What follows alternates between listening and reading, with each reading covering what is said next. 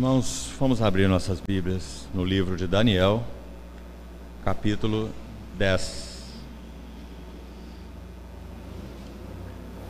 Profeta Daniel, capítulo 10.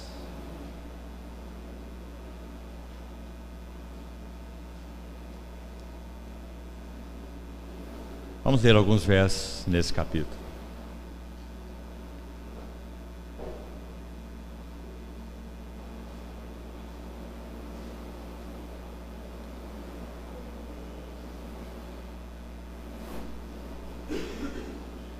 No terceiro ano de Ciro, rei da Pérsia, foi revelada uma palavra a Daniel, cujo nome se chama Beltesazar.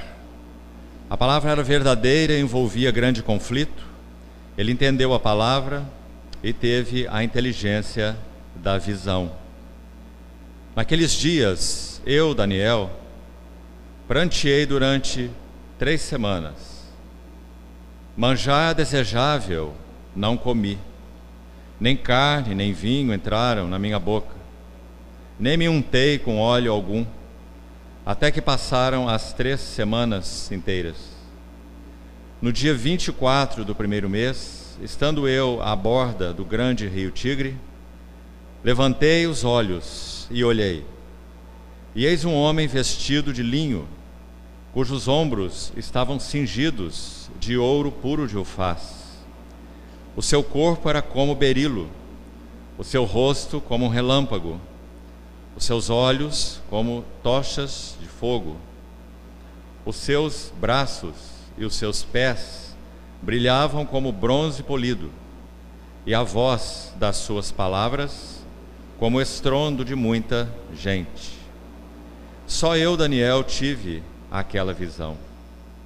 Os homens que estavam comigo nada viram. Não obstante, caiu sobre eles grande temor, e fugiram e se esconderam. Fiquei, pois, eu só, e contemplei esta grande visão, e não restou força em mim. O meu rosto mudou de cor e se desfigurou, e não retive força alguma. Contudo, ouvi a voz das suas palavras, e ouvindo-a, caí sem sentido, rosto em terra. Eis que certa mão me tocou, sacudiu-me e me pôs sobre os meus joelhos e as palmas das minhas mãos. Ele me disse: Daniel, homem muito amado, está atento às palavras que te vou dizer e levanta-te sobre os teus pés, porque eis que te sou enviado. Ao falar ele comigo esta palavra, eu me pus em pé, tremendo. Então me disse: não temas, Daniel, porque desde o primeiro dia em que aplicaste o coração a compreender e a humilhar-te perante o teu Deus, foram ouvidas as tuas palavras, e por causa das tuas palavras é que eu vim. Mas o príncipe do reino da Pérsia me resistiu por 21 dias, porém Miguel, um dos primeiros príncipes, veio para ajudar-me, e eu obtive vitória sobre os reis da Pérsia. Agora vim para fazer-te entender o que há de suceder ao teu povo nos últimos dias, porque a visão se refere a dias ainda distantes. Ao falar ele comigo essas palavras, dirigi o olhar para a terra e calei. E eis que como semelhança dos filhos dos homens, me tocou os lábios. Então passei a falar e disse àquele que estava diante de mim: meu Senhor, por causa da visão me sobrevieram dores, e não me ficou força alguma. Como, pois, pode o servo do meu Senhor falar com meu Senhor? Porque quanto a mim, não me resta já força alguma, nem fôlego ficou em mim. Então me tornou a tocar aquele semelhante a um homem, e me fortaleceu, e disse: não temas, homem muito amado, paz seja contigo, sê forte, sê forte. Ao falar ele comigo, fiquei fortalecido e disse: fala, meu Senhor, pois me fortaleceste. Vamos orar.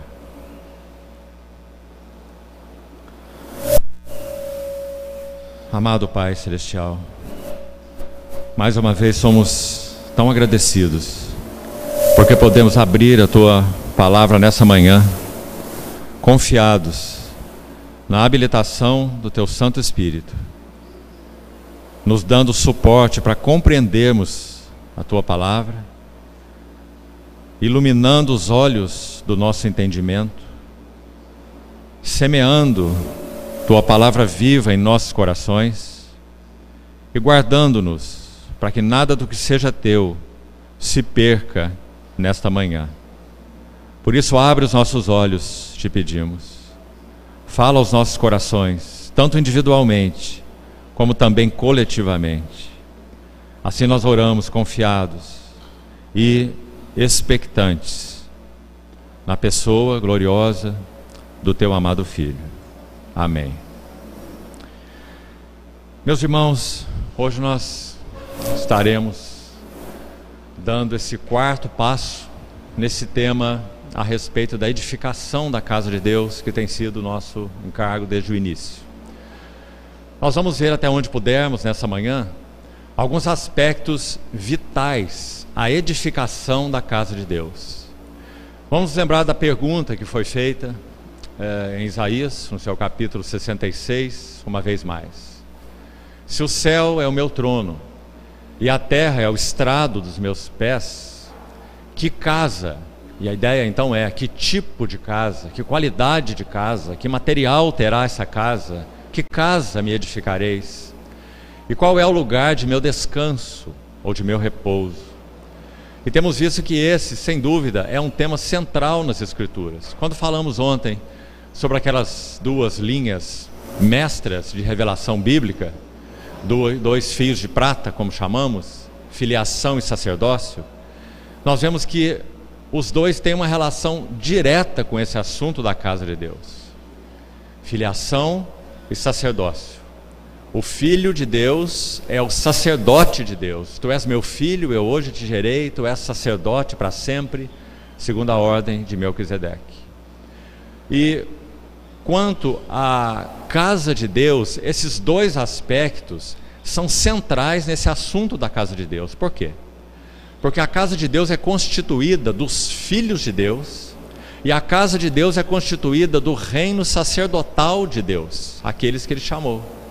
Citamos o texto de Pedro que diz que nós, como pedras vivas, somos edificados casa espiritual para sermos sacerdócio santo, para oferecermos sacrifícios espirituais agradáveis a Deus por meio de Jesus.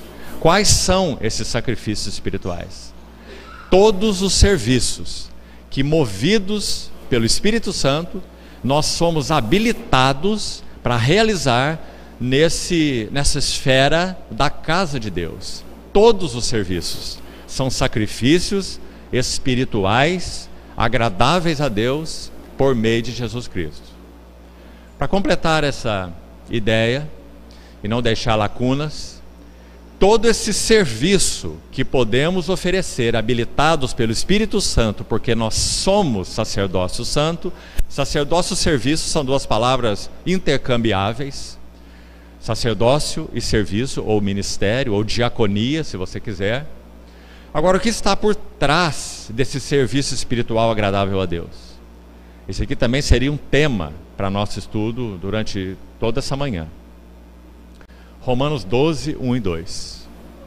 O cerne do nosso serviço agradável a Deus, o cerne do nosso serviço sacerdotal, como um reino de sacerdote que somos, é apresentar os nossos corpos como um sacrifício. Veja aí de novo o serviço sacerdotal, oferecer sacrifícios, um sacrifício vivo, santo, posto à parte e agradável a Deus, que é o nosso, poderíamos colocar aquela terminação daquele versículo de outra maneira, é o nosso serviço espiritual. Embora a palavra usada lá seja lógicos, a ideia é que é o nosso serviço mais racional, é o que de mais sábio, é o que de mais racional podemos fazer, é oferecer os nossos corpos como um sacrifício sobre o altar. Já sabemos o que isso significa, entrega, rendição total, absoluta, postos no altar,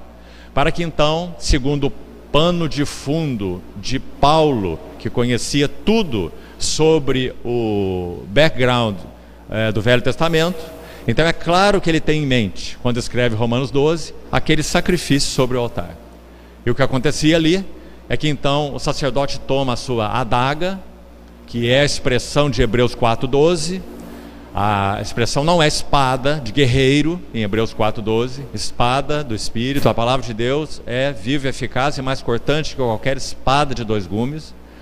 A palavra ali é para uma adaga curta, ou uma faca curta, que era usada pelos sacerdotes e não pelos guerreiros. Então, o pano de fundo de Hebreus também é este. Essa adaga curta, usada pelos sacerdotes, abria o sacrifício ao meio, esfolava, que é tirar o couro, expunha as entranhas. Veja isso, o que significa sacrifício agradável a Deus. As entranhas eram lavadas com água. Paulo interpreta essa figura de uma maneira tão bonita em Efésios 5, quando ele diz que o Senhor se entregou, amou a igreja e se entregou por ela para santificá-la pela lavagem de água, pela palavra, rema, a palavra falada, viva de Deus, para poder apresentar a Ele mesmo a igreja gloriosa, sem mácula nem ruga, porém santa e sem defeito. Então o nosso primário serviço espiritual não é exatamente oferecermos a Deus aquilo que pode ser oferecido, espiritualmente falando, habilitados pelo Espírito Santo para a edificação da casa de Deus. Antes disso nós temos um passo prévio: nós nos oferecermos como um sacrifício vivo, santo e agradável, para que o fiel sumo sacerdote que penetrou os céus tome a sua adaga e abra o sacrifício ao meio, tire a pele, exponha as entranhas, lave com água. O que isso significa na linguagem do Novo Testamento?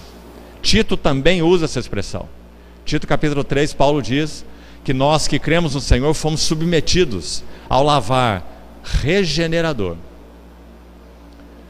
e ao lavar transformador do Espírito Santo, não apenas o lavar regenerador.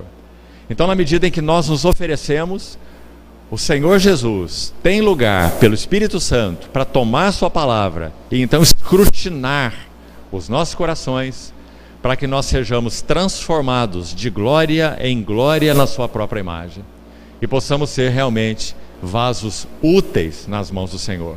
Então nunca vamos colocar obra à frente de consagração.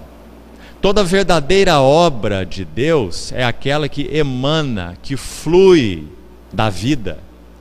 Nós não podemos inverter essas coisas, assim como não podemos inverter carisma e caráter. Todo carisma ou todo dom que possa ser usado para a edificação da casa de Deus, ele tem como base o caráter que tem sido formado naquela pessoa. Se um carisma for usado sem caráter, é como colocar uma espada na mão de uma criança. O estrago será enorme, porque a obra de Deus, sem dúvida, é edificar em nós primariamente caráter.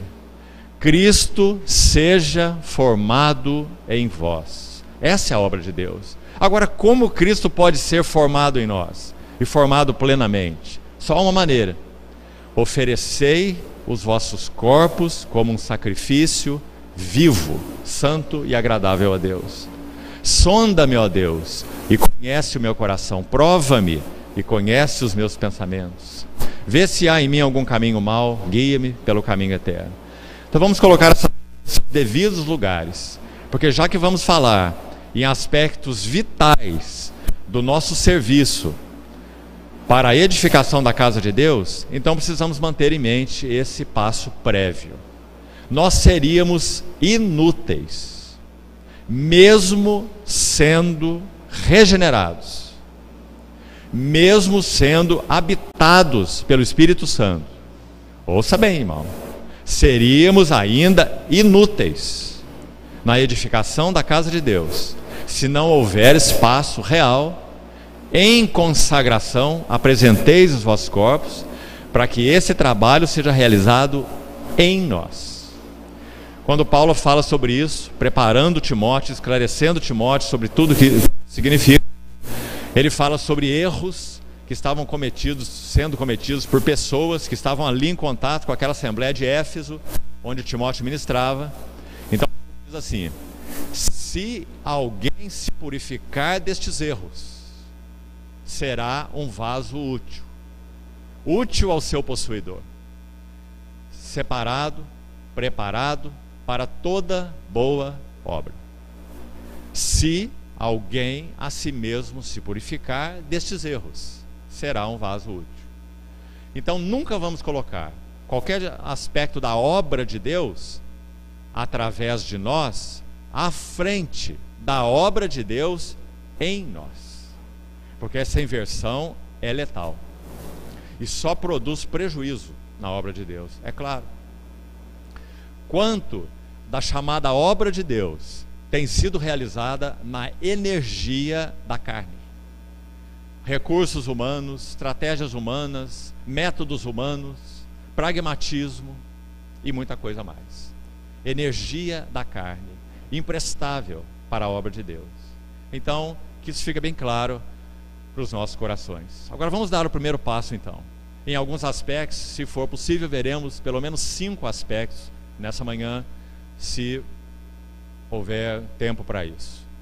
O primeiro aspecto fundamental, base de todos, para que sejamos úteis na edificação de uma casa para Deus, nós carecemos, em primeiríssimo lugar, de avançarmos na visão da glória de Cristo, porque paralelamente a ela nós experimentaremos o que o apóstolo Paulo e outros, o apóstolo Paulo designou e outros servos do Senhor também o experimentaram na sua jornada muito claramente. Todos os autores bíblicos e muitos outros até hoje na história da igreja. A consequência de uma visão clara da glória de Cristo, clara e crescente, é dores de parto. Agora os irmãos perceberam bem o texto que nós acabamos de ler? O que está acontecendo com Daniel aí? Primeira coisa, olhe de novo para esse capítulo e veja que a visão que Daniel tem às margens do rio Tigre, ela inicia no verso 6 e ela descreve vários aspectos e ela é bastante semelhante à visão que João teve exilado na ilha de Patmos, muito semelhante. Inclusive ele fala sobre a voz de muita gente, estrondo de muitas águas na palavra de João. Ele fala sobre esse sol que resplandecia na sua força, as palavras de João. Na palavra de Daniel você vai ver a mesma coisa, o brilho do seu rosto. Ele fala sobre essas palavras que saíam da sua boca, os seus olhos como essas chamas de fogo, ou essas tochas de fogo. Ou seja, muito semelhante essas duas visões. É claro, porque Pedro vai dizer assim na sua epístola, se você se lembra, 1 Pedro 1,10, que esta salvação que estava sendo pregada pelos apóstolos e profetas era uma salvação que o Espírito de Cristo, que estava nos profetas do Velho Testamento, os quais profetizaram a respeito da graça a vós outros destinada. 1 Pedro 1, 10 a 12. Então eles indagavam, seguindo o texto lá, eles indagavam qual era a ocasião, quais eram as circunstâncias oportunas, indicadas pelo Espírito de Cristo, que neles estava, veja bem, irmão, nos profetas do Velho Testamento, o Espírito de Cristo. Então eles indagavam, eles perguntavam quais seriam as circunstâncias oportunas para que isso se realize. E a resposta que eles obtiveram, inclusive Daniel, são todos os profetas do Velho Testamento, que estão mencionados por Pedro, é que aquilo que eles profetizavam não dizia respeito ao tempo deles mesmos, mas dizia respeito a esse Cristo, o Evangelho, que seria então anunciado pela boca dos apóstolos e profetas do Novo Testamento. Então esse 1 Pedro capítulo 1, dos versos 10 a 12, muito importante, para que nós sabemos qual foi o Espírito que inspirou os profetas do Velho Testamento, e não só isso, qual era o tema dos profetas do Velho Testamento. Você compreende, irmão? Por que nós temos que ter tanto cuidado com as Escrituras? Porque há um tema nas Escrituras: a glória de Cristo. E ponto final. Esse é o tema. Se nós não a temos visto, se nós não a temos tocado, se nós não temos sido embevecidos com ela, se nossos joelhos não têm dobrado em entrega, em consagração, não temos conhecido o Cristo das Escrituras. Podemos conhecer as Escrituras. Examinai as Escrituras, porque julgais ter nelas a vida eterna. E são elas que testificam, todas elas, de mim, disse o Senhor. Mas não quereis vir a mim para teres vida. Palavras do nosso Senhor Jesus, mostrando que é totalmente possível e fatal uma dicotomia entre Cristo mesmo e as Escrituras. Pense sobre isso, porque, meus amados irmãos, desde que éramos uma jovem assembleia, hoje já temos estado junto com nossos irmãos há 40 anos, mas desde que éramos uma assembleia inicial, um grupo de comunhão, antes que as coisas fossem bem estabelecidas, pela graça do Senhor, todos os irmãos mais jovens que estavam se aplicando ao estudo das Escrituras, sabe qual é a primeira obra que era recomendada a todos eles? Notas do Pentateuco de Mackintosh. A todos. Porque não há nenhuma obra, em nenhum idioma, que seja tão cristocêntrica como a obra de Mackintosh sobre os 5 livros de Moisés. Tudo o que ele registra sobre os símbolos, personagens, tipos, figuras, diz respeito a Cristo, porque assim são as Escrituras. Então, quando um estudante diligente e que ama o Senhor toma aquela obra e faz uma leitura paralela, lendo a sua Bíblia e então o comentário de Mackintosh, e mais um capítulo aqui e o comentário aqui, fazendo uma leitura paralela, se você fizer cautelosamente, você vai levar em torno de 2 anos para completar os 6 volumes, porque Deuteronômio é dividido em 2 tomos, então são 6 volumes. Mas, irmão, você nunca mais verá a Bíblia da mesma maneira, porque o que esse irmão vai fazer não é apenas estudar o Pentateuco, ele vai trazer todas as epístolas, todas, e vai lançá-las para dentro do Pentateuco, para interpretá-las. Ele vai encharcar o Pentateuco com os versículos do Novo Testamento e vai interpretar os tipos, figuras, personagens, símbolos, a jornada de Deus com o povo no deserto, tudo à luz da revelação da glória de Cristo. Por que isso é tão importante? Ora, o que falamos no início já deixa claro.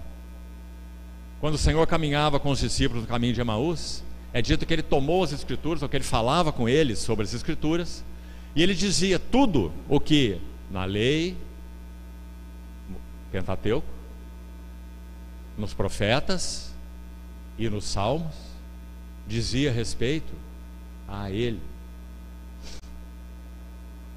Porque todas as Escrituras testificam dele. Nós podemos dizer, por exemplo, que todos os salmos são messiânicos, embora haja alguns que sejam especialmente messiânicos, porque todos eles falam de Cristo.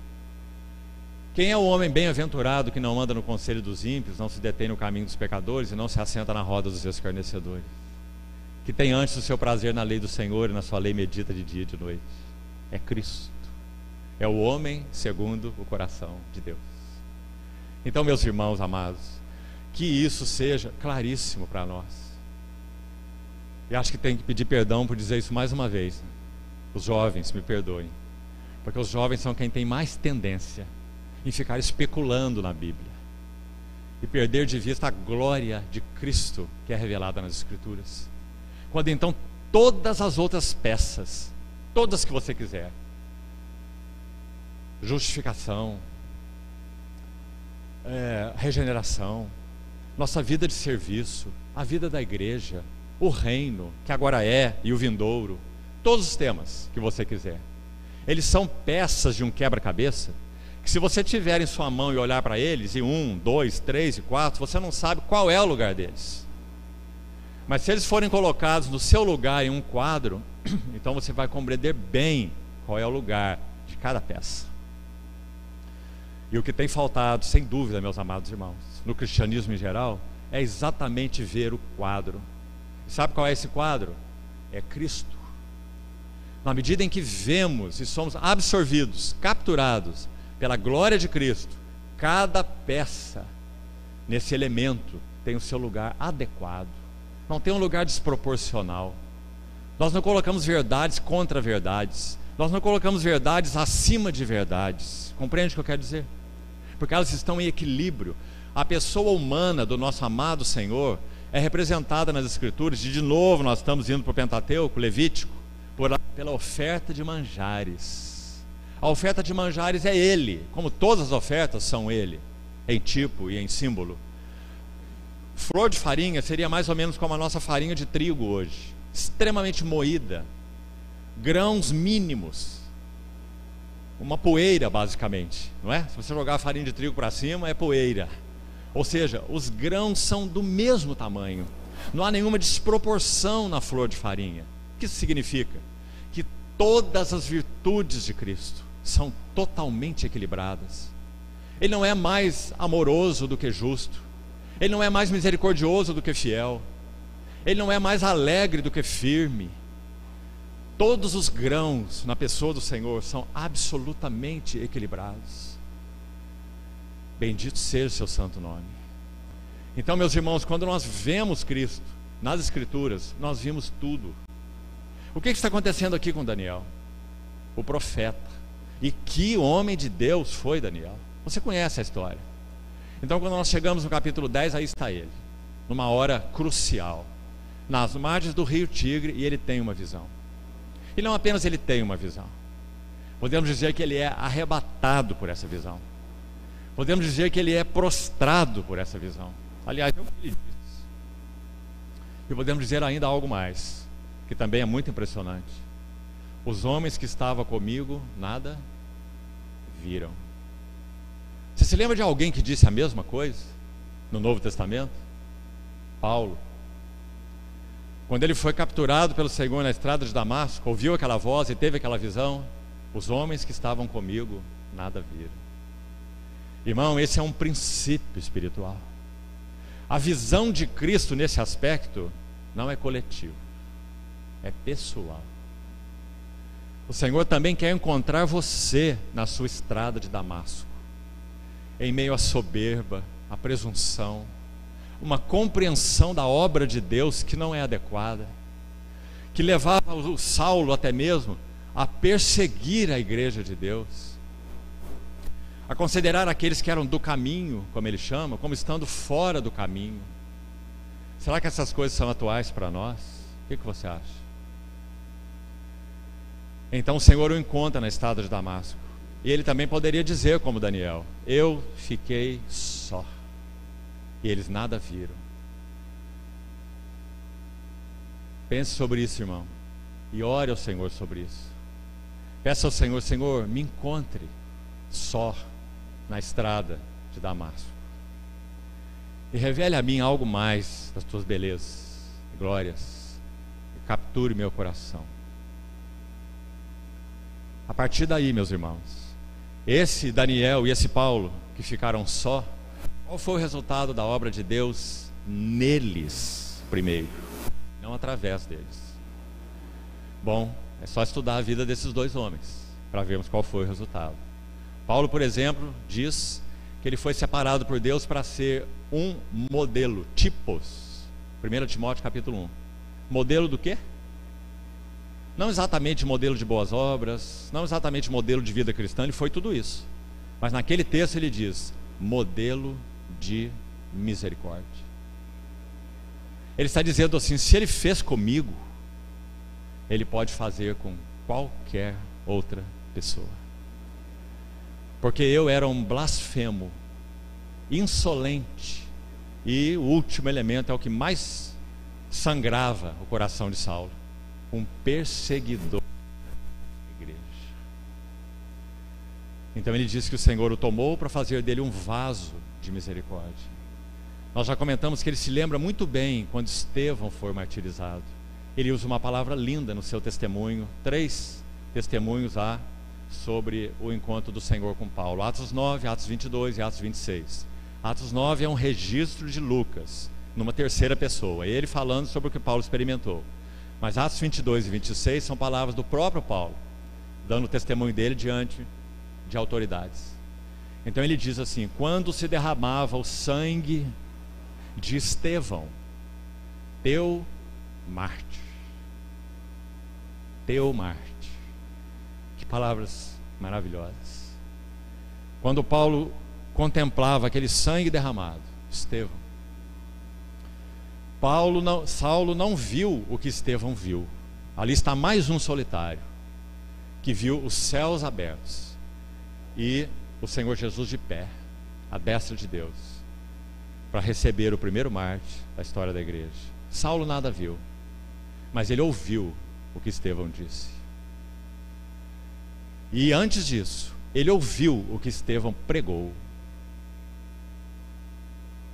E o que Estevão pregou foi uma interpretação da casa de Deus à luz da revelação de Cristo.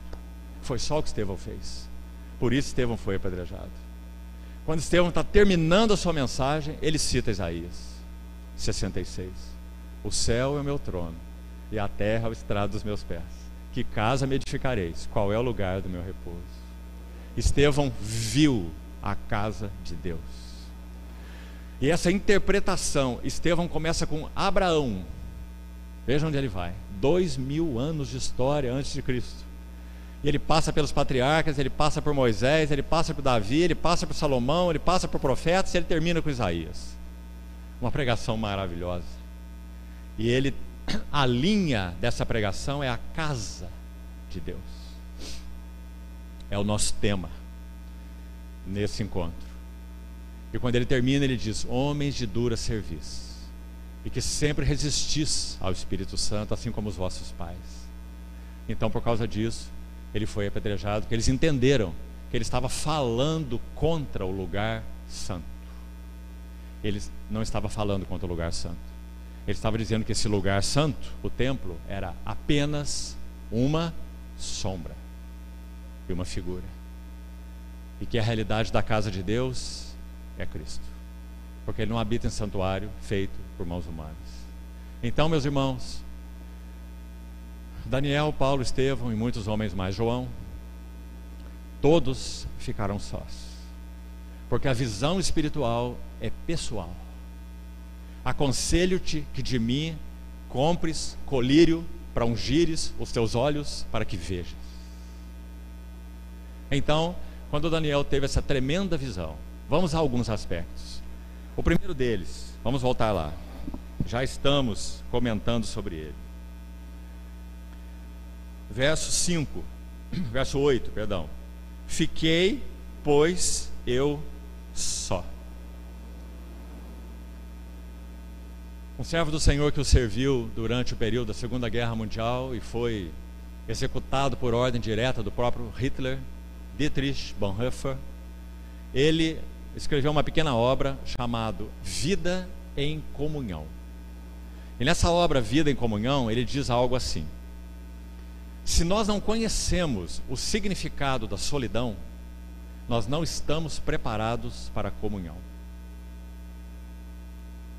Se nós não conhecemos o significado da comunhão, não estamos preparados para a solidão. Porque é o a sós com Deus, é o diante do Senhor, é o aos pés do Senhor, é que nos prepara para a comunhão, em todos os seus aspectos. E é a comunhão uns com os outros que nos fortalece para vivermos nossas vidas a sós com o Senhor. Então eles trabalham um para o outro, mas o primeiro deles é a solitude, ou se quiser a solidão, o a sós com Deus. Então há uma retroalimentação aí. Somos alimentados na comunhão com Ele, diante dEle, aos pés dEle, solidão e somos preparados para a comunhão. Nós não teríamos nada para dar aos nossos irmãos, e não temos, se não for proveniente da nossa solitude. Eu tenho visto que os irmãos têm apreciado obras de Gouveia. Você já leu um pouco sobre Gouveia? O serviço, o ministério pessoal dele? Ele foi um homem que, em primeiro lugar, ele entendeu para si mesmo, não que seja um padrão, é óbvio. Ele nunca se casou. Ele entendeu que deveria dedicar sua vida, então, ao Senhor e ao serviço. E é dito, então, que quando ele se apresentava para servir o Senhor e ministrar a palavra, os irmãos recebiam não apenas uma palavra de Deus, mas tinham uma sensação que estavam diante do próprio Deus. Mas isso não foi dito apenas de Gouveia. Isso também foi dito de Scrooge, o autor do Descortinar do Drama da Redenção. E foi dito também através de outros servos do Senhor.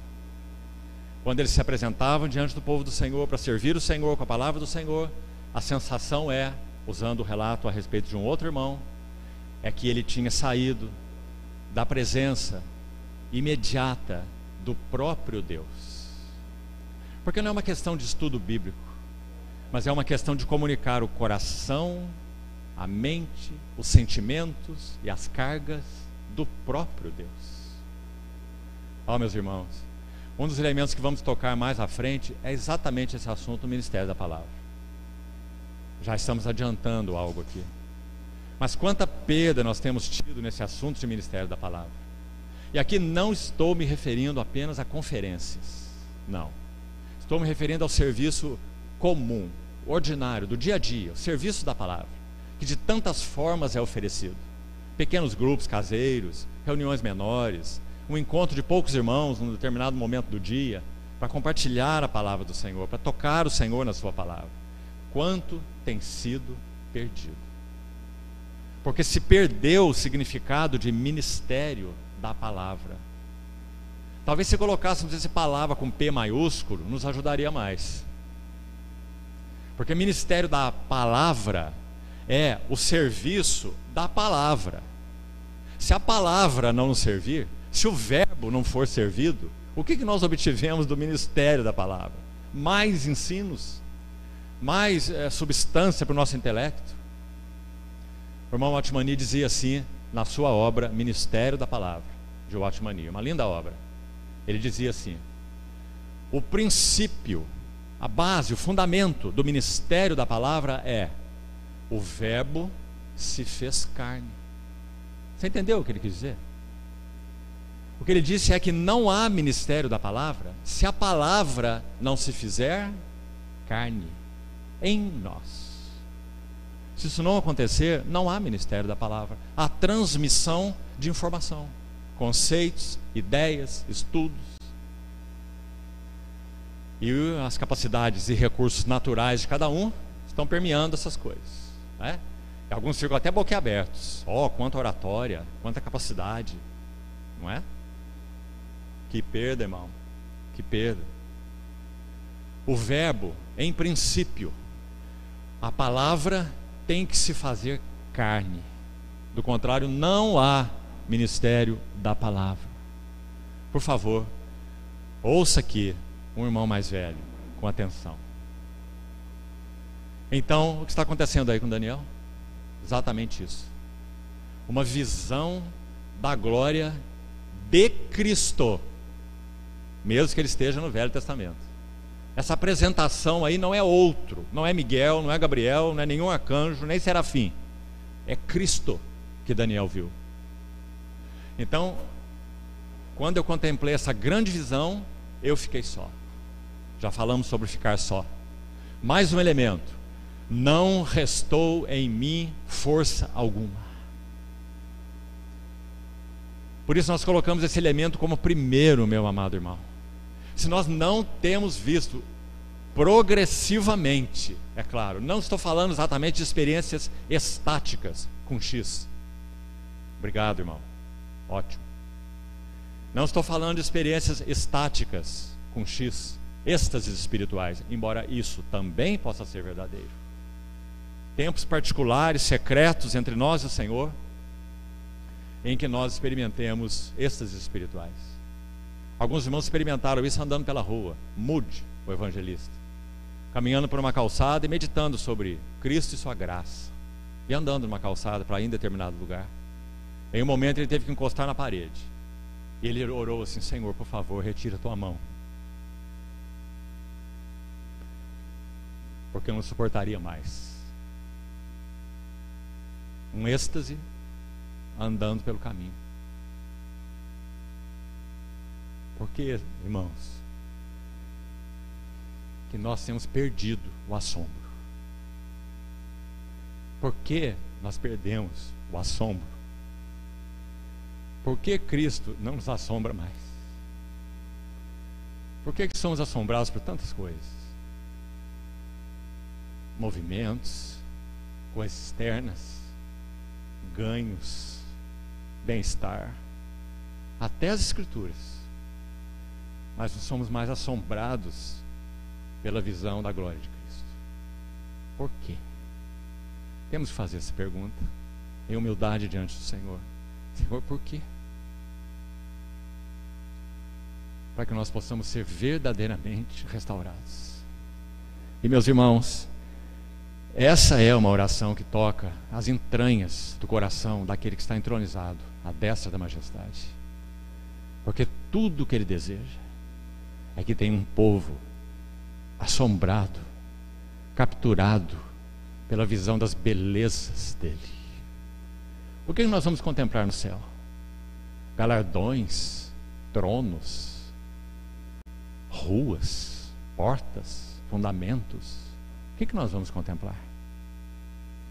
Apocalipse 22, João nos disse: os seus servos o servirão, porque contemplarão a sua face.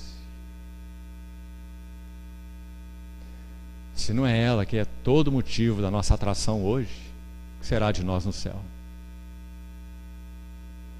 Então, meus irmãos, o cerne do nosso chamado para cooperarmos na edificação da casa de Deus é visão e mais visão, contemplação e mais contemplação das glórias do nosso Senhor Jesus. Eu sei que você já ouviu isso bastante, mas sabe qual é o perigo? É quando essa verdade singular, se torna para nós só um palavreado, familiar, conhecido. Já ouvi muitas vezes, mas que o Senhor nos leve a entrar no significado disso. Eu já li para os irmãos em outras ocasiões um pequeno texto de Jonathan Edwards. Quando ele já estava adoentado, bastante adoentado, na questão respiratória, ele partiu para o Senhor com essa enfermidade, com 54 para 55 anos de idade. Ele foi um servo extremamente usado pelo Senhor. Interessante que também ele era um homem extremamente intelectual. Ele é reconhecido como um dos grandes filósofos dos Estados Unidos, até hoje. Mas seu intelecto aqui não importa, não. Ele foi um homem apaixonado por Cristo. Então ele descreve no seu diário que ele estava em 1737. Ele estava caminhando por um bosque, montado no seu cavalo, para ter um tempo a sós com Deus. Então ele disse que nessa caminhada ele chegou a um lugar, apiou do seu cavalo, desceu, ficou debaixo de uma árvore. Ele começou a meditar sobre as glórias de Cristo. E ele vai dizer, o texto é muito lindo, já li algumas vezes, e usando agora minhas palavras, ele vai dizer que ele perdeu a noção do tempo. Ele diz: talvez eu tenha ficado ali por algo em torno de 1 hora. E então ele diz assim: e mais uma vez o Senhor me atingiu com uma visão renovada das glórias do Evangelho, o seu amor, a sua misericórdia, a sua bondade. Ele diz que aquilo o capturou de tal maneira que, quando ele avaliava aquele momento, ele dizia assim: deixar esta glória que eu estou contemplando e partir para os cuidados diários me pareceu uma grande perda. Por isso, meus irmãos, aquele período chamado despertamento evangélico do século XVIII, que atingiu mais de um continente, atravessou o mar, Escócia, País de Gales, Reino Unido, Estados Unidos, do outro lado, grande despertamento evangélico. Quantos homens, alguns talvez nem sejam conhecidos dos irmãos, foram tão usados pelo Senhor, muitos deles, em um tempo só, por causa de um único elemento. Eles tocaram de novo as glórias do Senhor Jesus e se voltaram para as Escrituras com este foco. Pense sobre George Whitefield. Meus irmãos, tudo que lemos sobre ele, parece que quando esse homem ministrava a palavra do Senhor, ele não via ninguém à sua frente. Ninguém. Ele só via Cristo. E ele descrevia para os que estavam ouvindo o que ele estava vendo. Ele foi o primeiro a pregar em campos abertos, porque no seu tempo era quase que uma profanação se pregar fora de lugares, púlpitos que eram consagrados para a pregação. Só poderia pregar a palavra ali, porque era o lugar consagrado. George Whitefield foi o primeiro a pregar nos campos. Ele ia pregar para os mineiros de carvão, aqueles homens brutos, fortes, para um serviço desse, entravam naquelas minas de carvão e saíam durante o período do almoço para tomar suas refeições. E quando eles saíam, eles encontravam George Whitefield, como se fosse uma raposa na beira da toca do coelho. E os mineiros saíam, e saíam todos cheios de fuligem. E George Whitefield começava a pregar o Evangelho. E ele diz assim: e eu sabia quando a palavra de Deus estava tocando o coração deles, porque as lágrimas escorriam. Eu olhava aquelas pessoas e eles tinham um rosto de zebra. Que maravilha, irmãos. Sabe como ele partiu para o Senhor? Ele foi pregar em uma cidade chamada Exeter. E ele cavalgou durante todo um dia. E quando ele chegou numa pousada, que ainda não era a cidade a qual ele foi convidado para pregar, ele desceu do seu cavalo muito cansado e, de alguma maneira, já havia pessoas esperando por ele naquela pousada. Sabiam que ele ia pousar ali de alguma maneira. E ele desceu e olhou para aquelas pessoas, cansado, alquebrado. Ele disse assim a elas: eu estou destruído, não posso falar para vocês, não tenho energias. Então ele tomou o seu candeeiro, colocou uma vela, acendeu a vela e começou a subir as escadas para o aposento onde ele ia dormir. Quando ele chegou no meio das escadas, com a sua vela na mão, ele se voltou para aquelas pessoas e começou a pregar. E pregou por mais de 1 hora. Terminou, subiu o restante das escadas, deitou no seu leito. Ele era acometido de asma, teve uma crise de asma e partiu para o Senhor. O detalhe é que ele pregou a palavra até a vela se consumir, até a luz se apagar. Quando a vela se consumiu, ele foi para o seu leito e partiu para o Senhor. Quando aquela vela, consumida até o fim, representou muito bem o significado e o serviço da vida de George Whitefield.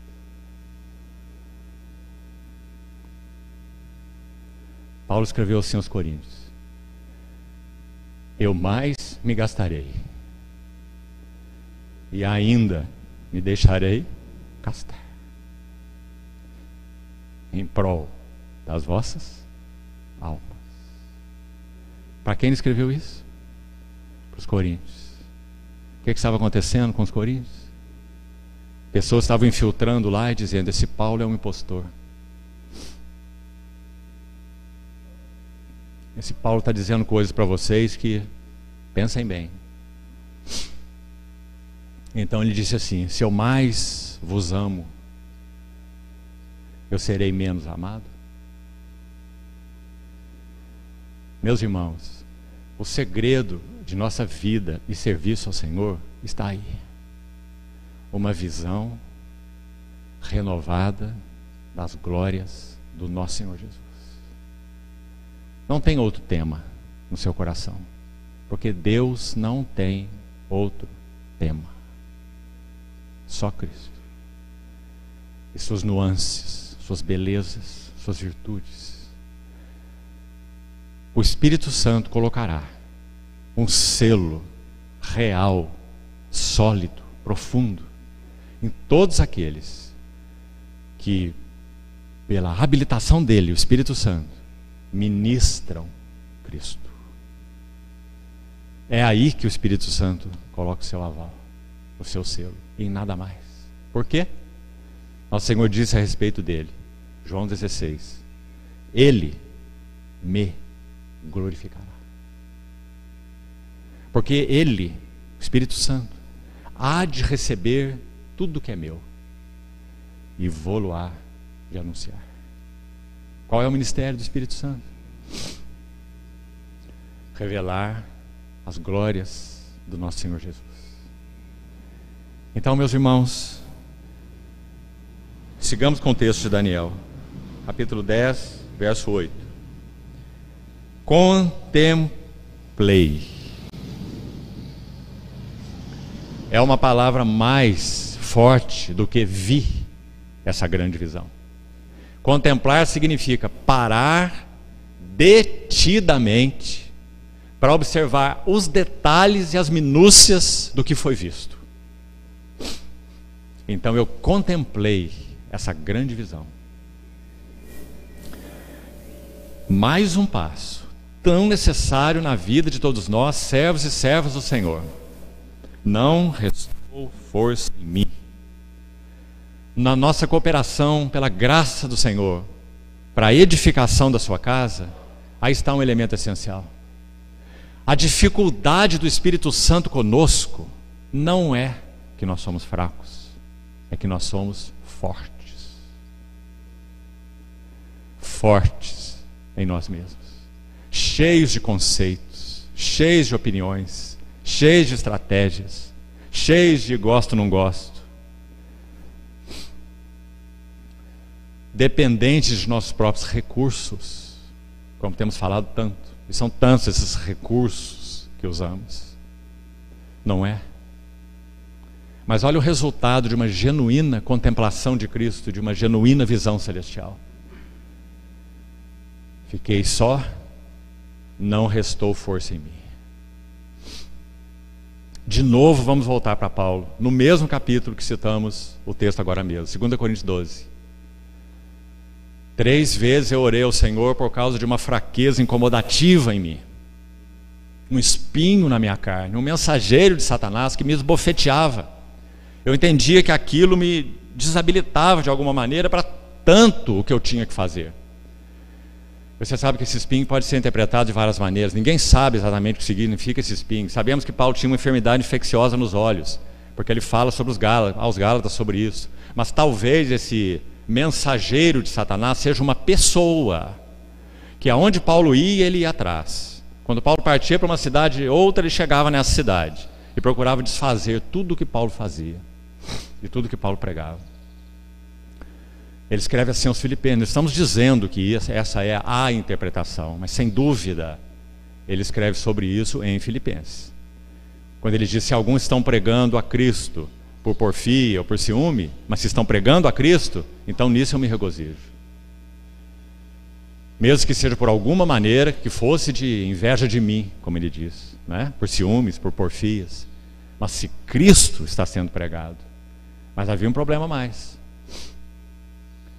Alguns, sem dúvida, pregariam a Cristo enciumados de Paulo, para de alguma maneira obter um lugar ao sol, usemos essa palavra, certo? Competindo com Paulo. Mas desde que estivesse pregando Cristo, e Cristo mesmo, o Evangelho, está tudo bem para Paulo. Paulo não competia nada com ninguém, Paulo não buscava lugar ao sol. Ele diz: eu sou o que sou pela graça de Deus, isso me basta. Não é assim? Mas havia pessoas que faziam não somente isso, mas que iam denegrir o caráter de Paulo Por isso ele diz que vai fazer uma loucura, escrevendo para os coríntios, dizendo que tipo de servo ele era. Então ele vai dizer, nos açoites muitas vezes, nas prisões, nas vigílias, nos jejuns, nos perigos entre irmãos, nos perigos no deserto, nos perigos no mar, mostrando seu currículo apostólico, e diz, me suportem na minha loucura, eu nunca deveria fazer isso em sã consciência. Mas vocês estão sendo tão enganados por esses falsos apóstolos e obreiros de Satanás, que eu preciso fazer isso para preservar vocês. Não é por mim, é por vocês. Compreende, irmão?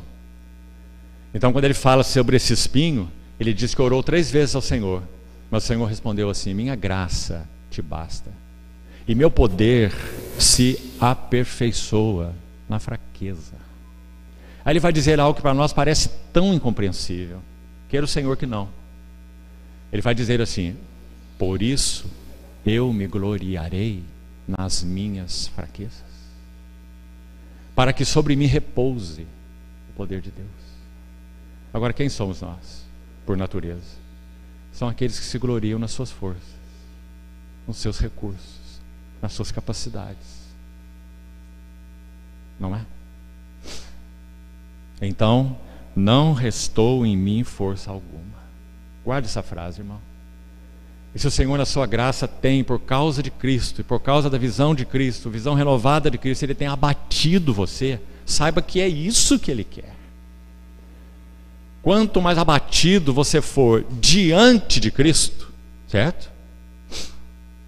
Então o caminho será encontrado, para que sobre nós repouse o Espírito de Cristo.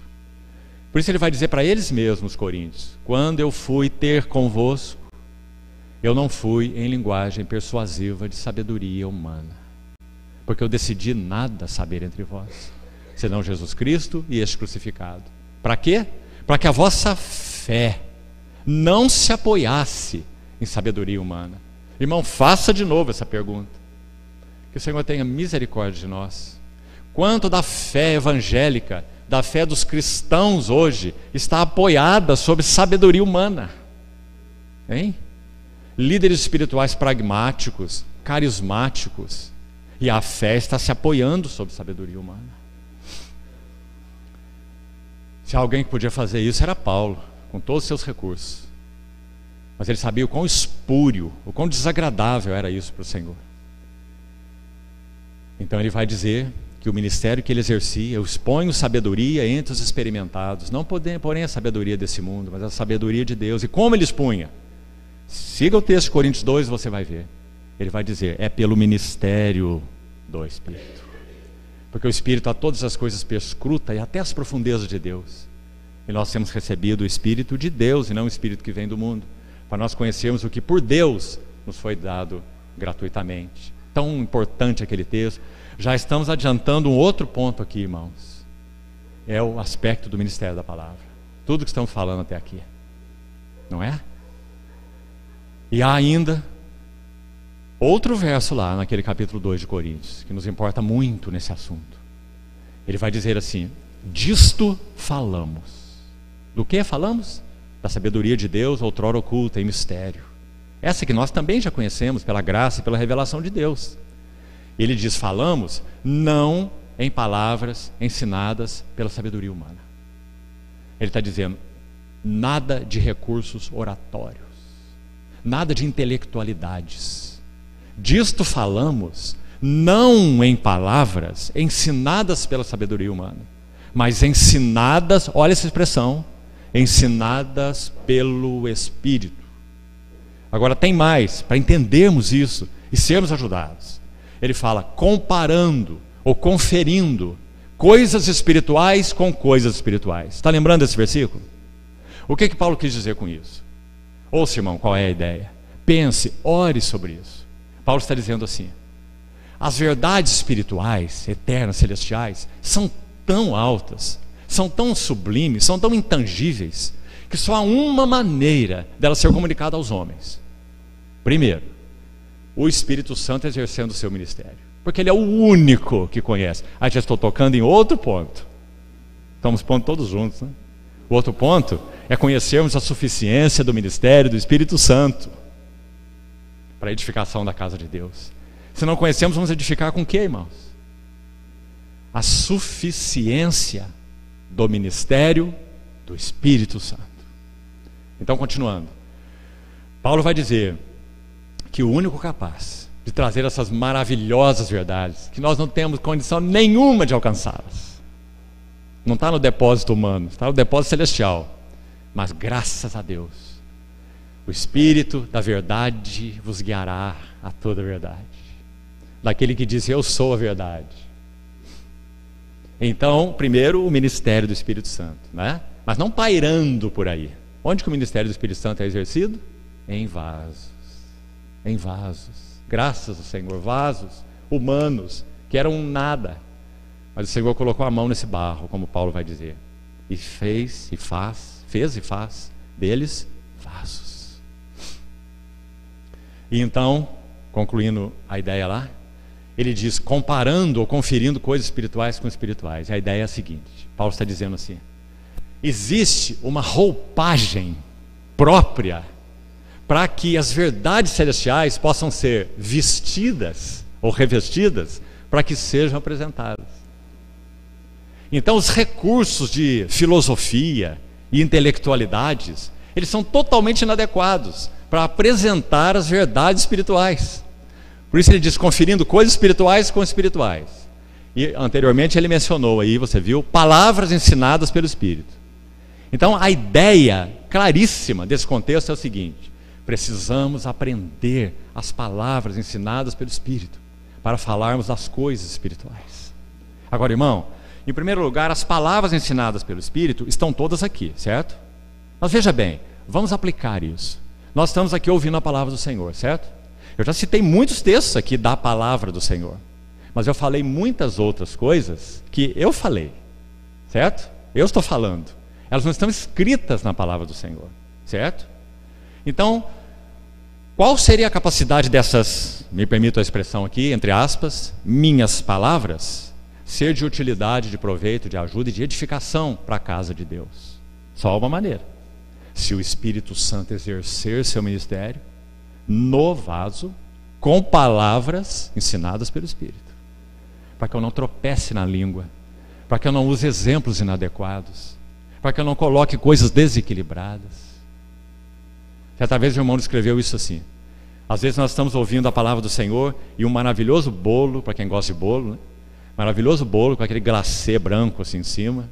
Eu não gosto muito não, mas um bolo de aniversário, ele está sendo construído, delicioso, camadas, doce de leite no meio de uma camada e outra, né? Um pouquinho de chocolate, e todos estão saboreando. Aí vem aquele glacê por cima, branquinho assim, e de repente cai um mosquito. Então aquela coisa tão linda, tão apreciável, não significa que você de todo perdeu, né? Mas você já olha para aquele bolo assim, né?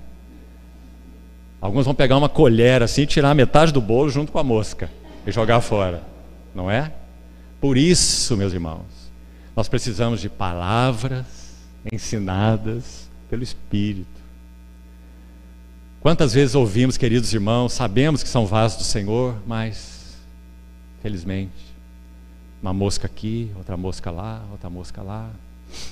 entra para o caminho de exibicionismo, começa a falar mais de eu do que de Cristo, minha experiência, aquela vez, aquele momento, aquela história, e vai para a geografia, para a literatura, para a história. Não é assim? Então, irmãos amados, como nós precisamos ser aperfeiçoados nesse nosso serviço ao Senhor.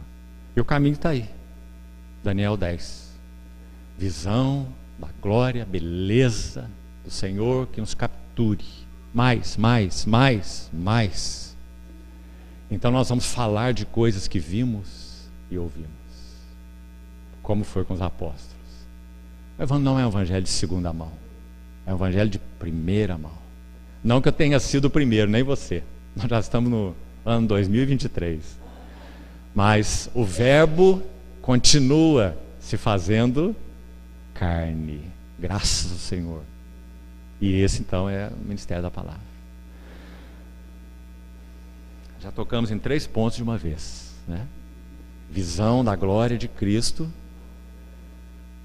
Ministério da palavra, suficiência do ministério do Espírito Santo.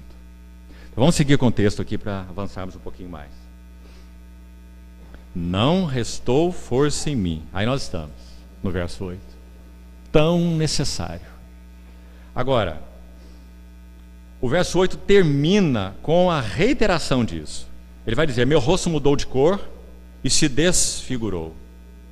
Palavra forte, irmão. Ela é bonita, você não acha?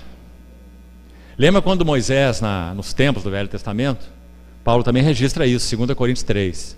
É dito que Moisés, quando ele armou a tenda dele, à margem do arraial, e era aquela tenda da comunhão, onde ele tinha aquela comunhão face a face com o Senhor, como o Senhor fala com um amigo. Não foi assim?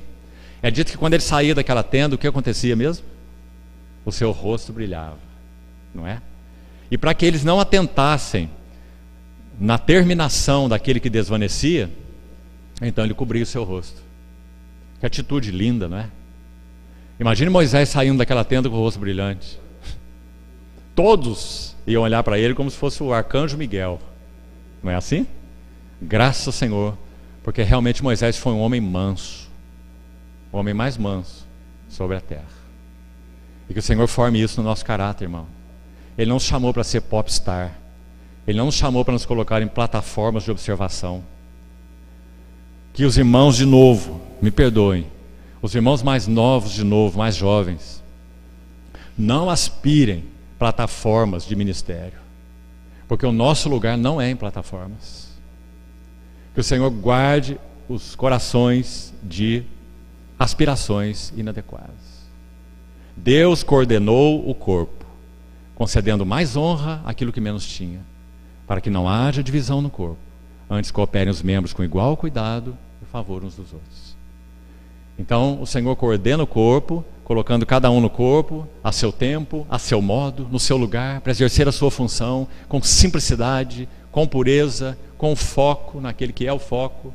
Então que o Senhor nos ajude nisso, nos guarde. Porque parece, irmãos, e de novo me permitam falar com muita liberdade, e olha que interessante essa moeda de duas faces aí. Jovens que amam o Senhor, mais que isso, jovens que amam também a palavra do Senhor. Conheço dezenas de muitas localidades, louvado seja o Senhor por isso. Mas sabe o que percebo também? Que alguns deles de alguma maneira entendem assim: o ápice para mim é quando eu for ministro da palavra de Deus nas conferências. Esse é o meu ápice. Eu não vou chegar lá.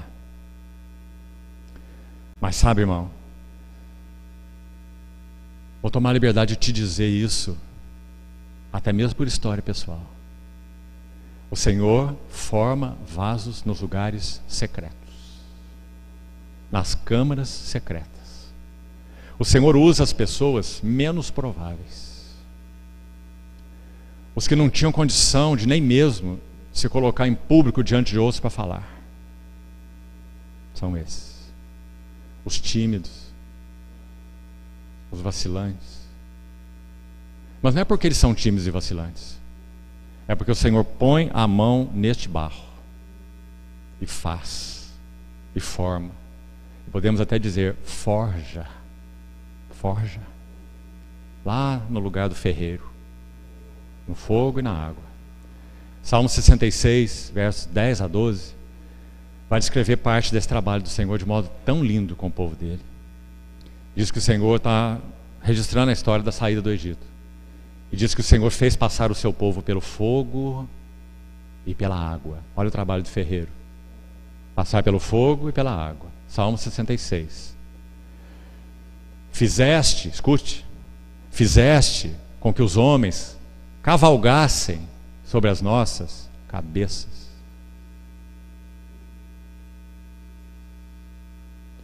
E o verso conclui assim: mas afinal, se você quiser também pode dizer, ao final, nos trouxeste para um lugar riquíssimo, ou espaçoso, Canaã, que tipifica a plenitude de Cristo. Então, meus irmãos, bendito seja o Senhor, porque Ele o faz. aqueles que antes não tinham a menor capacidade. Se colocasse diante de pessoas assim, tinham um branco total, nem sabiam o que estavam fazendo ali, tremendo, alguns deles desmaiando.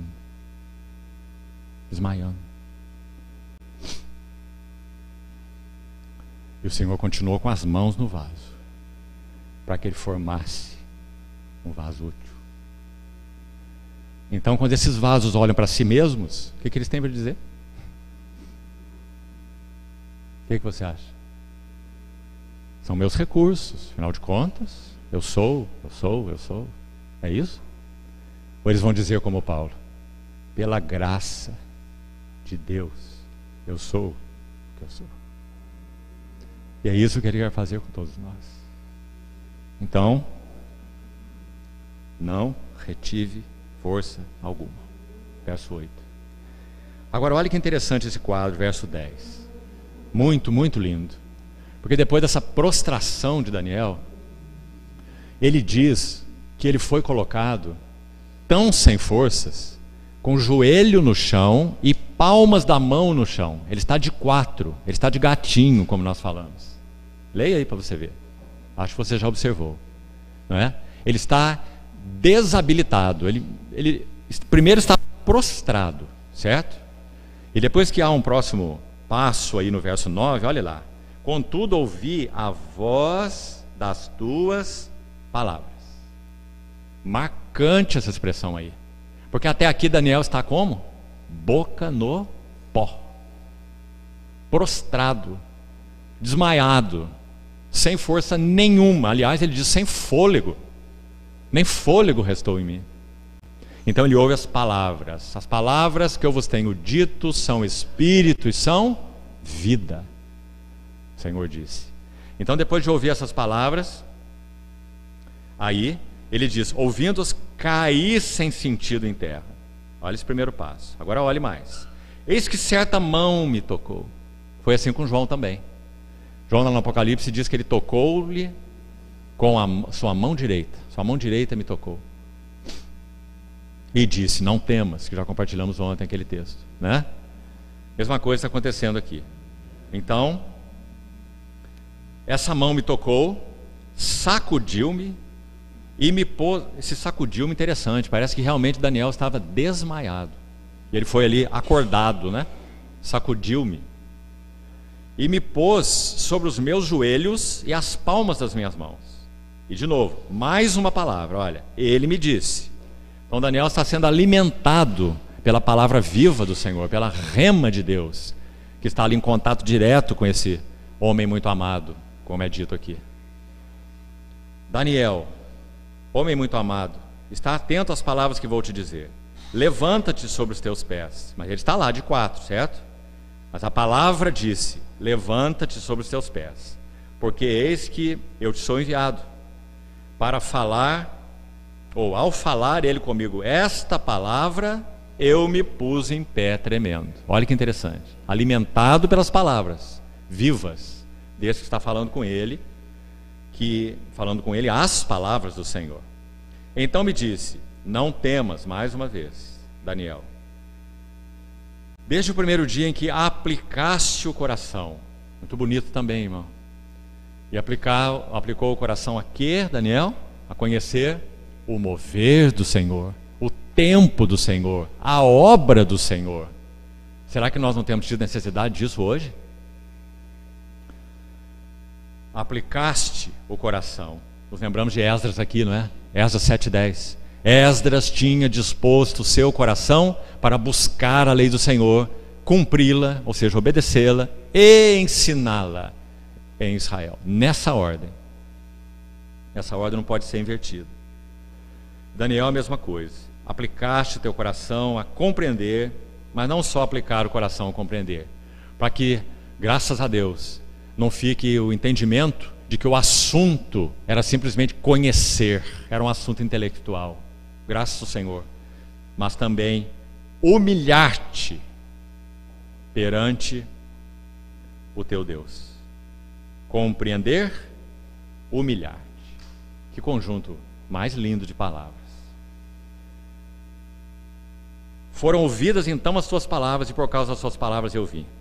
Vamos só ao verso 16, já lemos o texto todo, para darmos mais 1 ou 2 passos, se possível.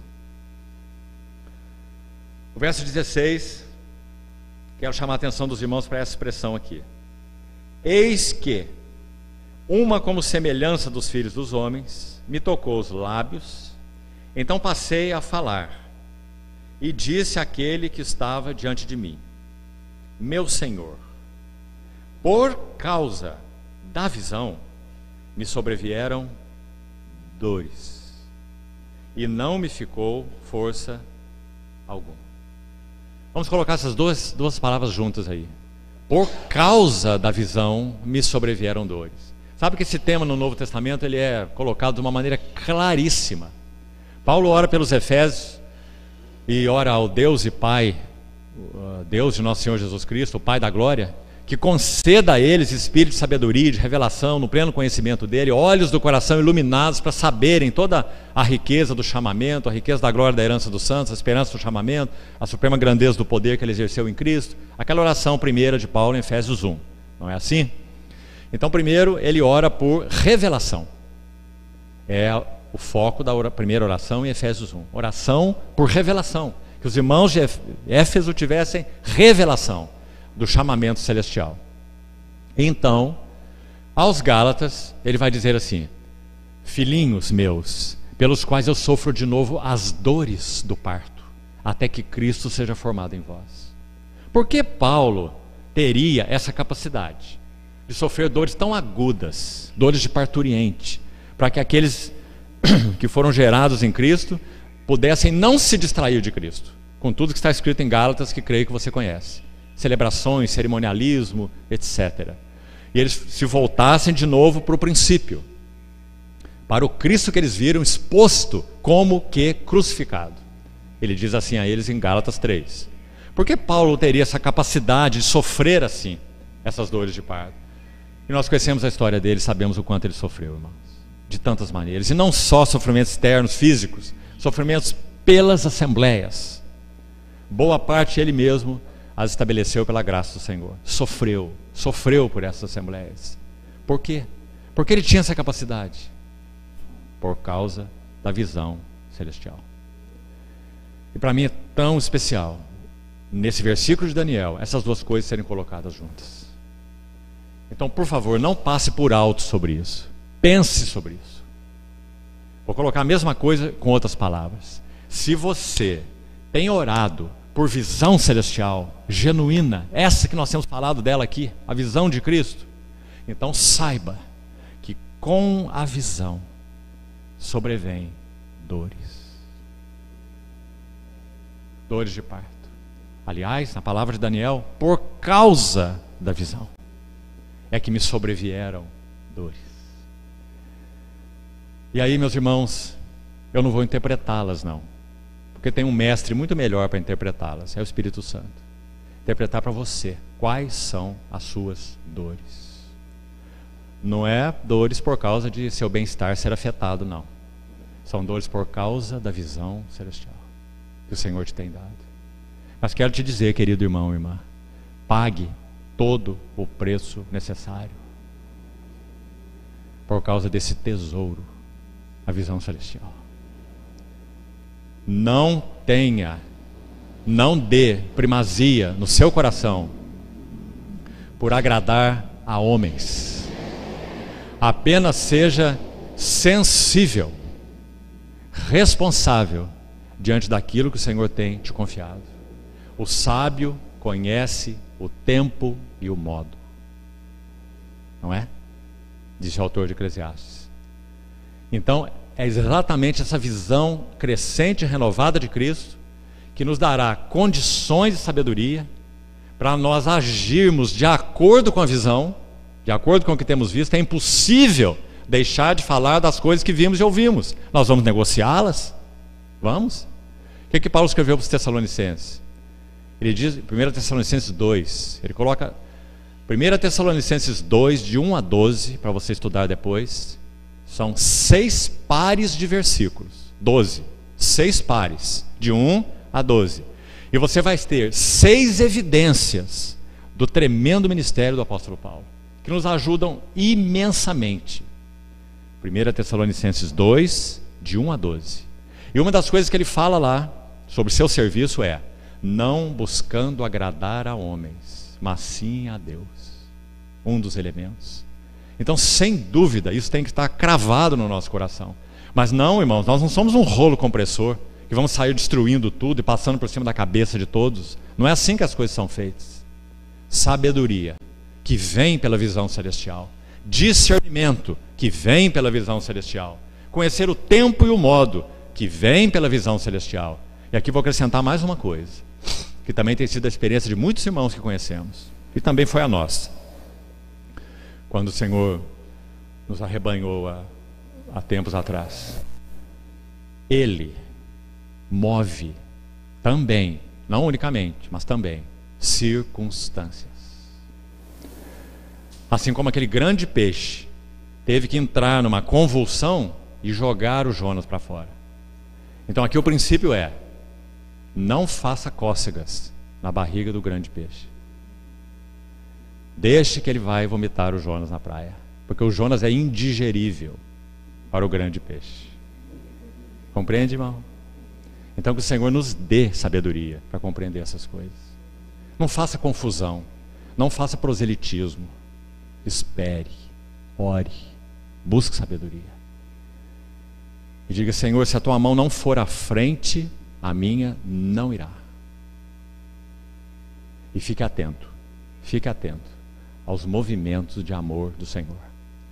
Sabe, irmãos, Hebreus 12, concluindo o capítulo 12 de Hebreus, é dito que o Senhor vai abalar todas as coisas, para que aquilo que não é abalável permaneça.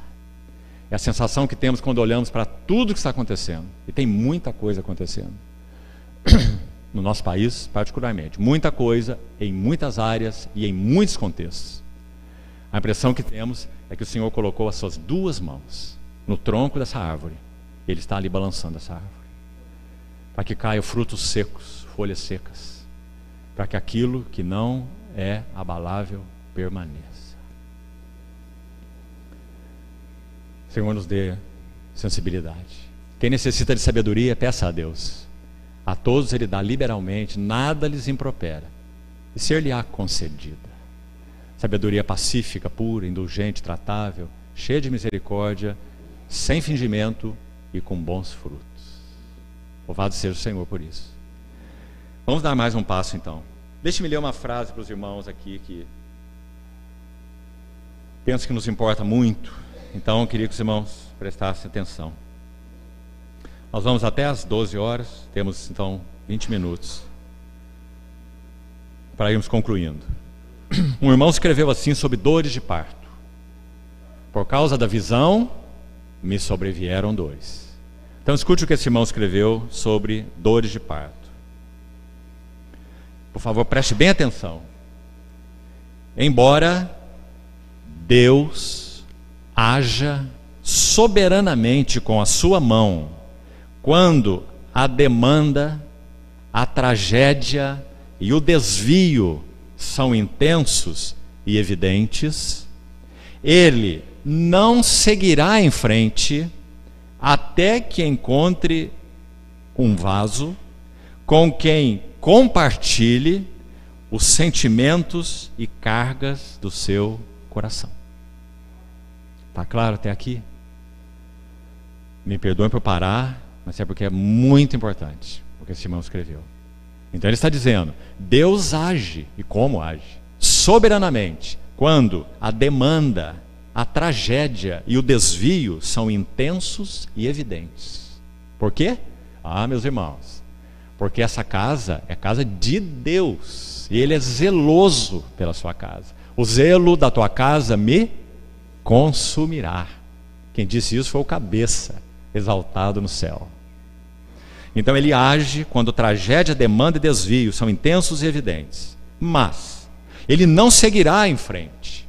Então ele agiu, ele fez, o desvio é grande, ele pôs sua mão. Mas e daí? E agora?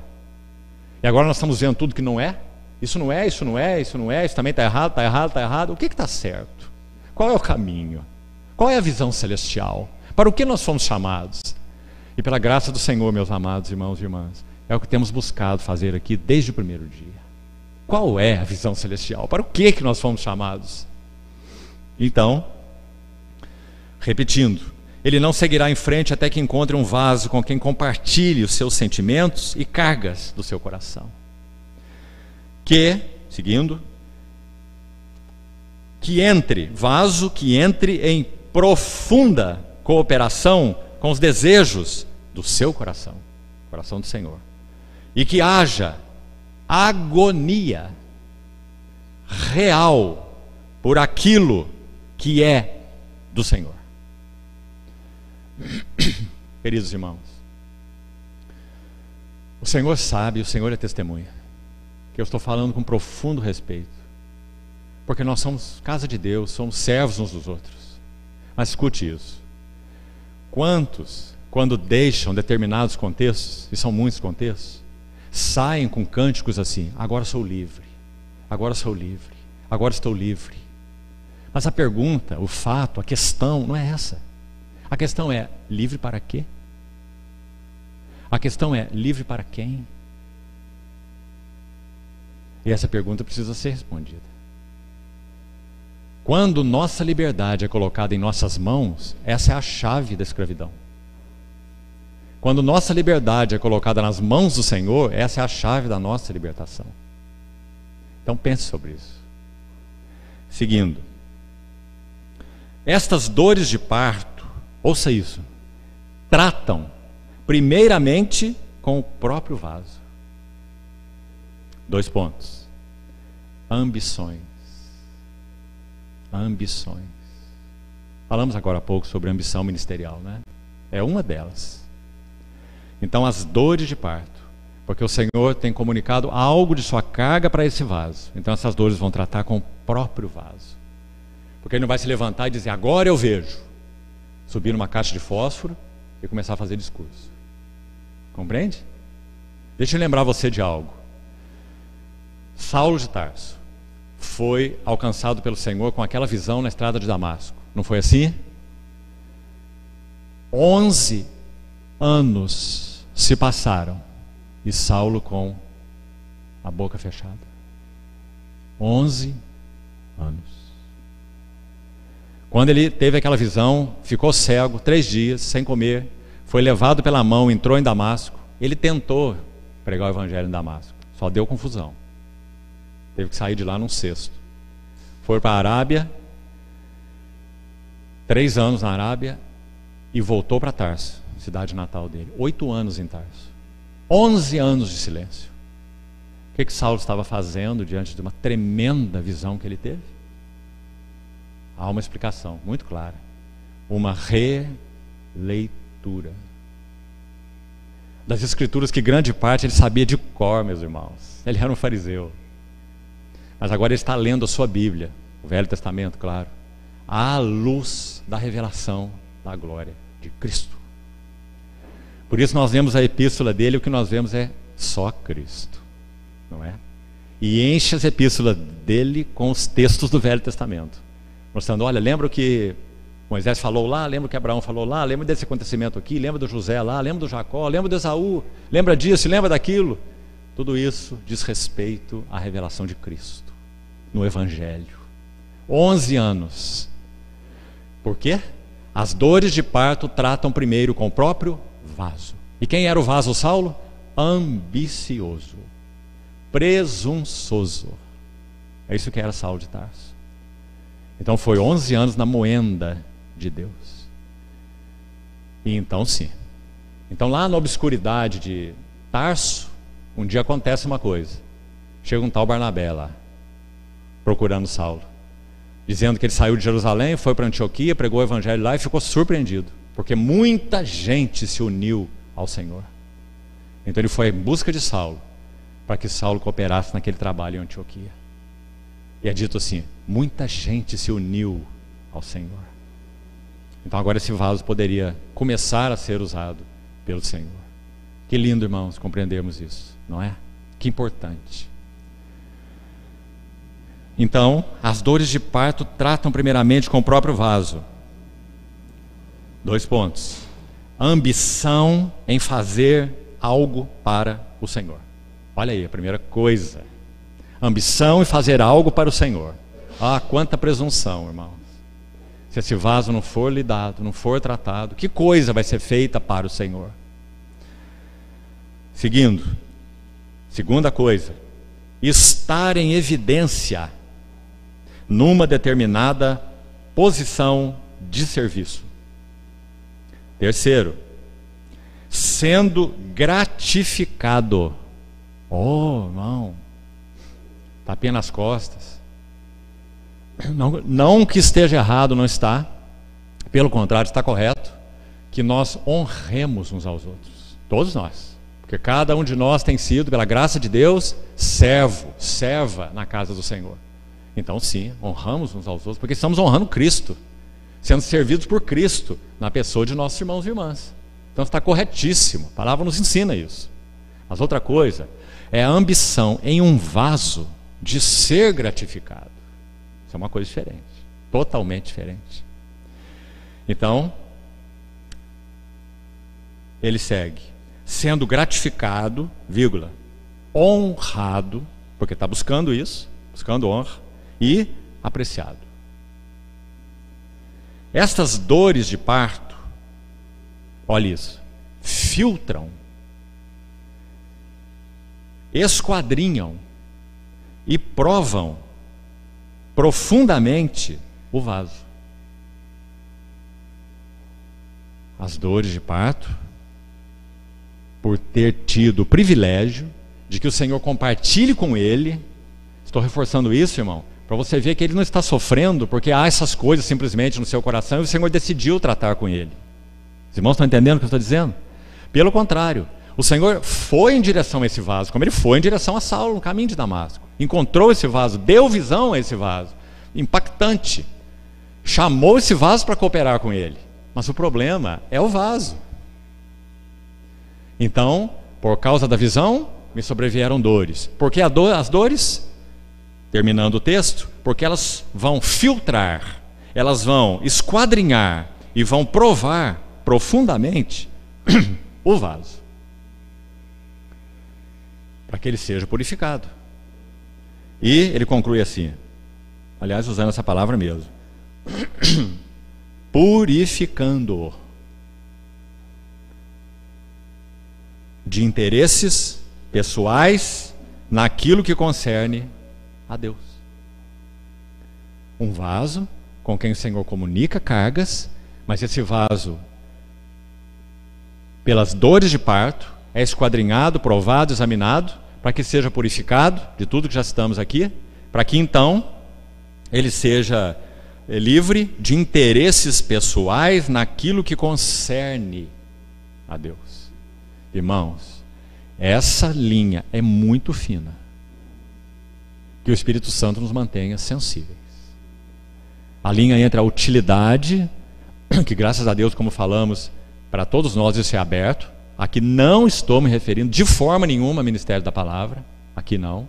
São os vasos que o Senhor tem e usa de diversas maneiras e com muitas funções. Então, a linha é muito fina no sentido dos interesses pessoais. É o por qual motivo estou servindo. Você já ouviu falar de Robert Murray McCain? Já ouviu esse nome? Ele partiu para o Senhor com 29 anos de idade. Mas, irmãos, é impressionante o quanto esse moço, ele avançou no conhecimento de Cristo. E aqui os irmãos já sabem no tipo de conhecimento que eu estou falando. A sua intimidade com Cristo. E ele escreve assim, como uma observação em uma das suas obras. Olha o que ele diz.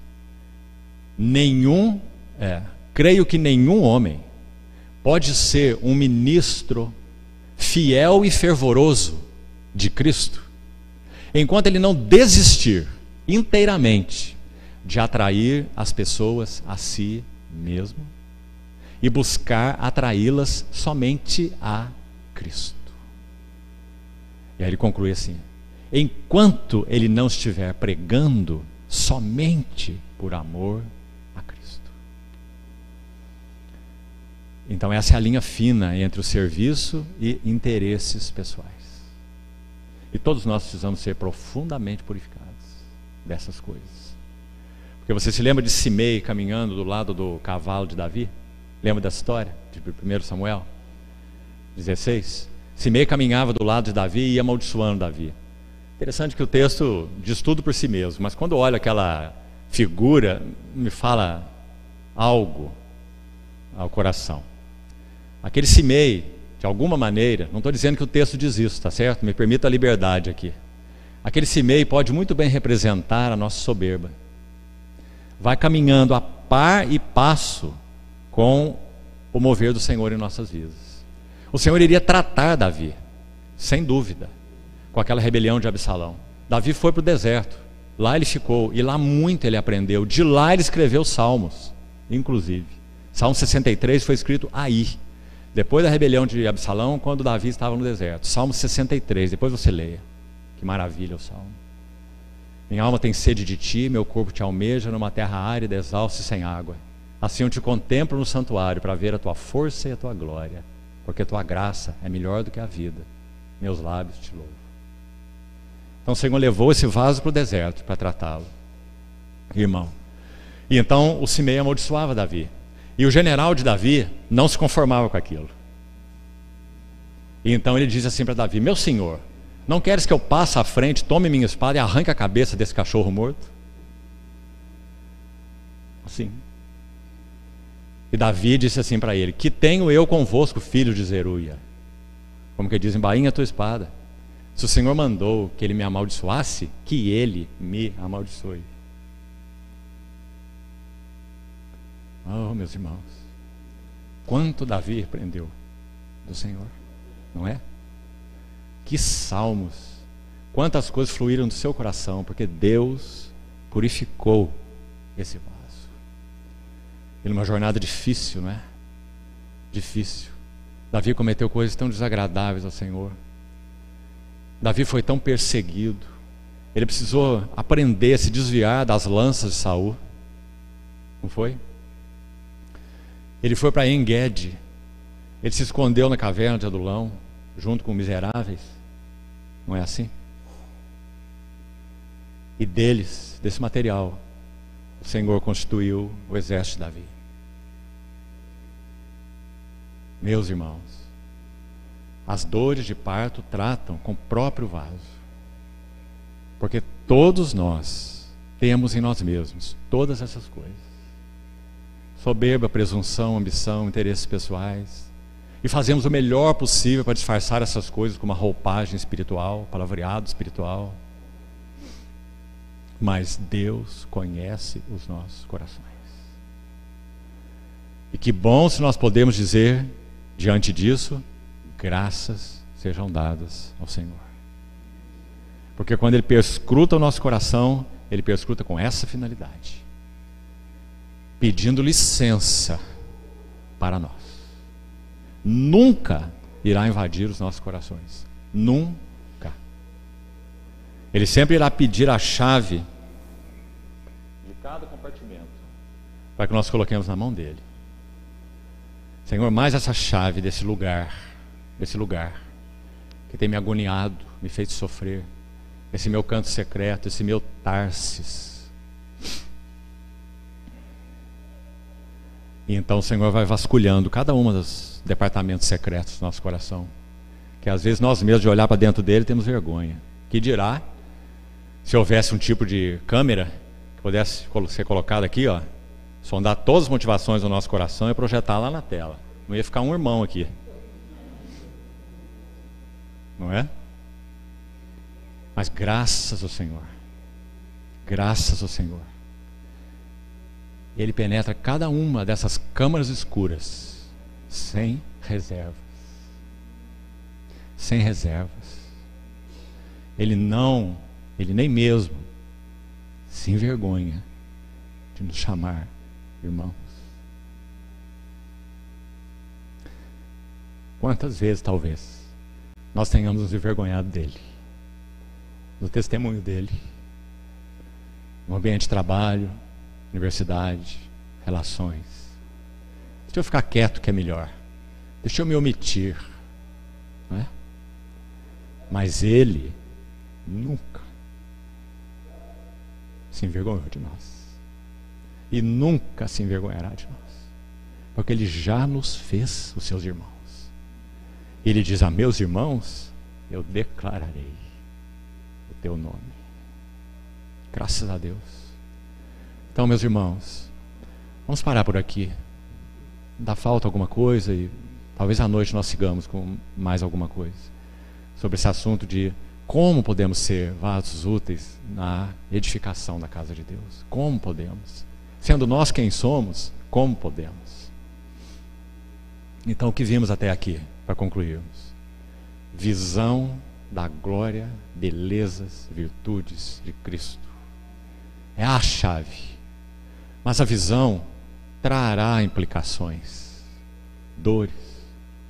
Suporte-as todas, irmão, todas, para que sobre você repouse o Espírito da glória e de Deus, se é pelo nome de Cristo, se é por ser fiel à visão celestial. Foi dito por alguém que os mártires cristãos, quando iam à morte pelo nome de Cristo, era uma dubiedade, porque eles tinham o rosto de anjo. Quem que mataria um anjo, né? Um rosto de anjo, mas um coração de leão. Porque eles eram fiéis àquilo que eles tinham recebido. Então, a visão e as dores, o ministério da palavra de Deus. E falamos algo sobre a suficiência absoluta do ministério do Espírito Santo. Se ele não tomar a palavra conhecida, meditada, estudada, tudo que é tão importante, inclusive meditada, guardada no coração, a palavra que até mesmo se fez carne em nós, mas ao ser usada em qualquer esfera, como eu disse, lá numa reuniãozinha com 4 irmãos numa casa, se esse depósito ele não for retomado pelo Espírito Santo nas suas mãos, então ele é inútil para outros. Porque o Espírito Santo precisa revivificar a palavra de Deus. Em termos que você certamente já conhece, tomar o Logos e transformá-lo em rema, em palavra viva. Só Ele pode fazer isso. Então, talvez à noite voltemos um pouco mais sobre a suficiência do ministério do Espírito Santo. Se você quiser e puder, à tarde, leia 1 Coríntios 2 de novo e 2 Coríntios 3 e o começo do capítulo 4. Pode ler 3 e 4 todos. 2 Coríntios, capítulos 3 e 4 e 1 Coríntios, capítulo 2. E talvez sigamos então daí. Vamos orar.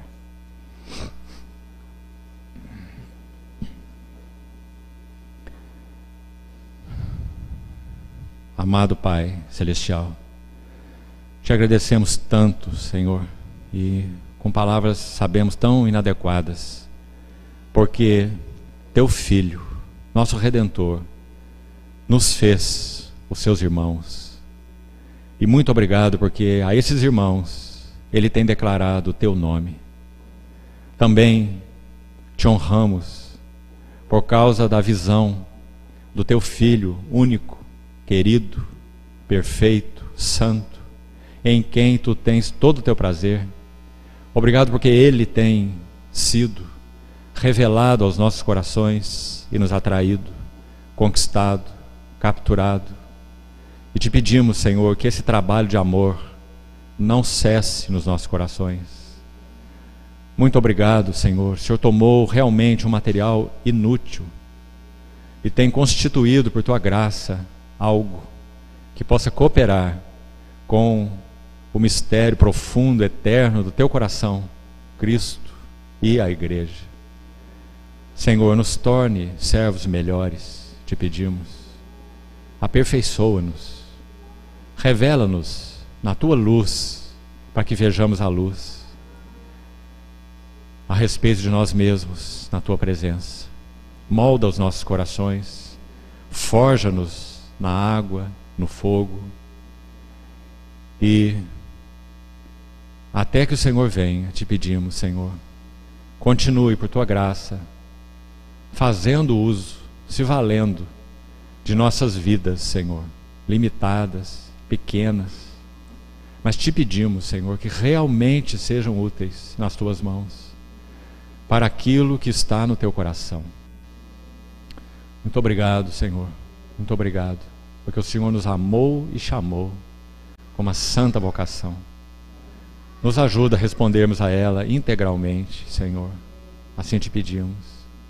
Que as luzes que brilham ao redor de nós sejam ofuscadas pela luz da glória do teu rosto, que elas não nos conquistem, não nos embaraçem, para que sigamos desimpedidamente.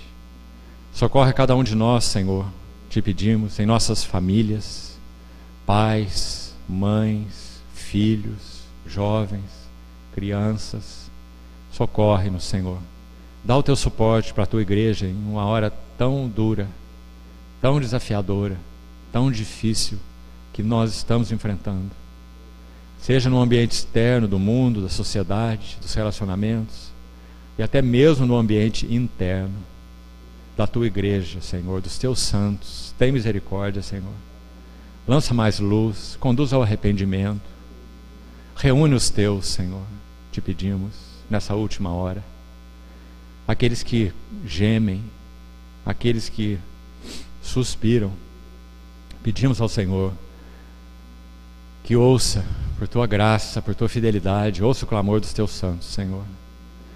Tantas vezes confundidos, isolados, decepcionados, frustrados, vazios, deprimidos. Suplicamos-te, Senhor, que o Senhor estenda a tua mão de misericórdia, arrebanhe os teus, Senhor.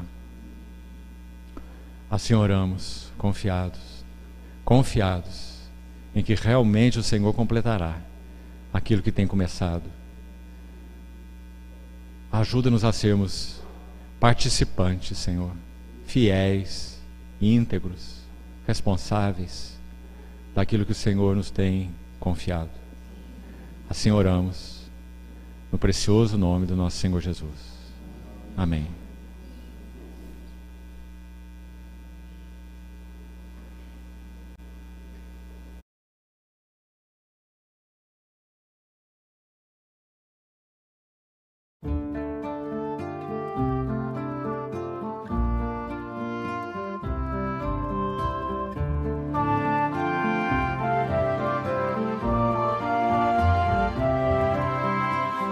Espero, minha alma, que o Senhor fará. Descansa enquanto vês Ele te transformar. Olha, pois Ele não tardará. Quebrou e disse: vou restaurar. Quebrou e disse: vou restaurar.